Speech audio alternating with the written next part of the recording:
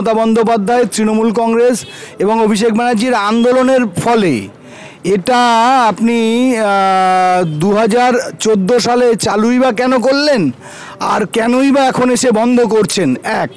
2 নম্বর, যাদের কার্ড এসছে আপনি কলামটাতে দেখবেন যে তাদের অ্যাড্রেস প্রুফ, আইডেন্টিটি প্রুফ দাখিল করতে বলছে। তা যখন এটা করেছিলেন তখন কি কাগজ নিয়ে সেটাকে করলেন, কেনই বা এখন তাহলে বন্ধ করে দিচ্ছেন? এই কারণে এটা শুধু একটা ভোটের গিমিক ছাড়া আর কিছু নয়।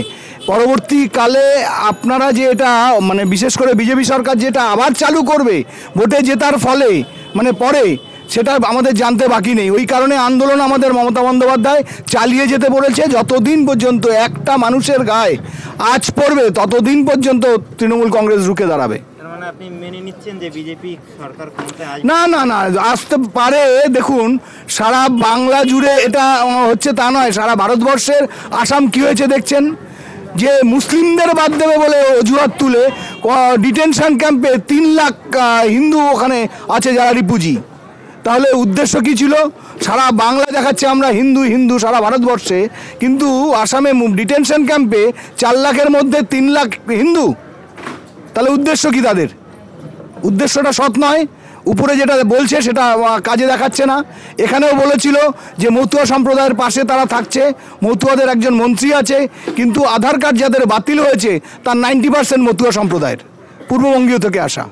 আপনার এই এলাকায় অশোকনগর বিধানসভা এলাকার মধ্যে অনেকের আধার কার্ড বাতিল হয়েছে, এরকম তারা ভয় পাচ্ছেন বলে জানা যাচ্ছে, চিঠি এসছে, এটা নিয়ে আপনি কি বলছেন? না না, চিঠি এসছে এরকম তাদের ভয় দেখানো হচ্ছে তো, যে ঘুরিয়ে তোমরা বিজেপিকে সমর্থন করো, কিন্তু তারাই আমাদের কাছে আসছে যে আমাদের এই সমস্যা হচ্ছে, এই সমস্যার কারণ থেকে আমরা নিস্তার চাই। মমতা বন্দ্যোপাধ্যায় বলেছেন, আমি বেঁচে থাকাকালীন একটাও আধার কার্ড বাতিল হতে দেব না।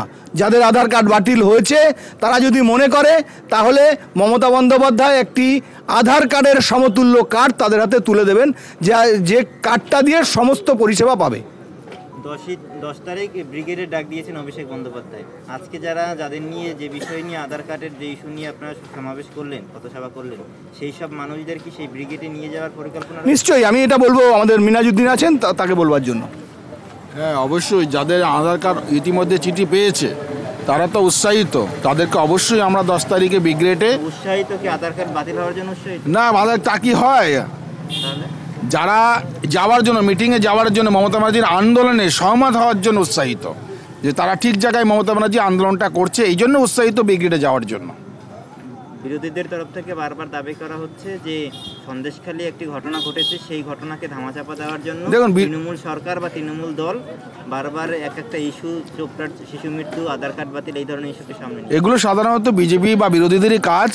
আমাদের ইস্যু সবসময়ের জন্য উন্নয়নের কাজ, আমরা উন্নয়নকে এগিয়ে যাই। বিরোধীরা বিভিন্নভাবে তাদের উন্নয়ন না করার জন্য তারা এই ধরনের নানা ধরনের মাথাকে ঘুরিয়ে দেওয়ার জন্য বিভিন্ন ইস্যু তুলে থাকে।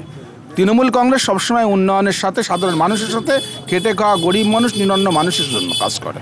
আপনি পঞ্চায়েত প্রধান ছিলেন এর আগে, এখন এই যে আধার কার্ড যে সময়টুকুর জন্য বাতিল হয়েছিল, ওই সময় পঞ্চায়েতের বিভিন্ন যে প্রকল্প, পঞ্চায়েতের মাধ্যমে যে প্রকল্পগুলো বাস্তবায়িত হয়, সেই প্রকল্পগুলো বন্ধ হয়ে গেছে বলে শোনা যাচ্ছিল, এবং রেশন থেকে শুরু করে ব্যাংকের টাকা।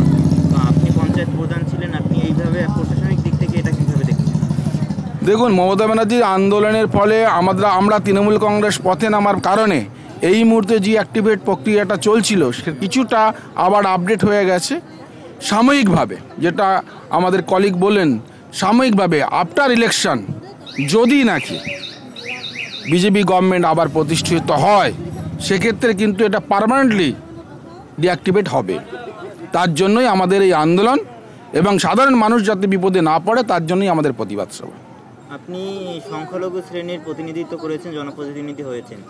এই যে আধার কার্ড বাতিল হয়েছিল, এই সময় একটা জল্পনা চলছিল যে মতুয়া আর সংখ্যালঘু শ্রেণীদের টার্গেট করে এই চিঠিগুলো এসছে, এটার কতটা সত্যতা রয়েছে? আপনি নিজে মতুয়া, নিজে সংখ্যালঘু শ্রেণীর একজন প্রতিনিধি হিসেবে। কথাটা অমূলক নয়, তবু বলবো, যেহেতু মতুয়া বা পিছিয়ে পড়া উদ্বাস্তু শ্রেণীর মানুষের মধ্যে 95% চিঠি এসছে, 5% বা কম বেশি সংখ্যালঘু শ্রেণীর মানুষের মধ্যে চিঠি সংখ্যালঘু মানুষ কি এটা নিয়ে ভীতগ্রস্ত আছে যে অবশ্যই যারা CA চিঠি হবে, পেয়েছে, হতে পারে, CA হতে পারে? যারা চিঠি পেয়েছে ইতিমধ্যে তারা অবশ্যই শঙ্কিত, তারা ভয়ে আছে, অবশ্যই তারা সিএ বা এনআরসির ভয় ইতিমধ্যে তারা পাচ্ছে।